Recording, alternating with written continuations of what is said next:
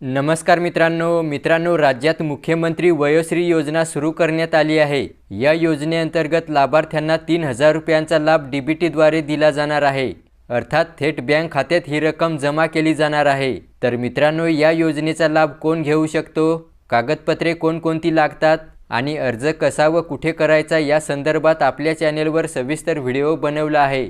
तेव्हा या लिंकवर क्लिक करून तो व्हिडिओ तुम्ही पाहू शकता। नमस्कार मित्रांनो राज्यात मुख्यमंत्री वयोश्री योजना सुरू करण्यात आली आहे। या योजनेअंतर्गत लाभार्थ्यांना 3000 रुपयांचा लाभ डीबीटीद्वारे दिला जाणार आहे।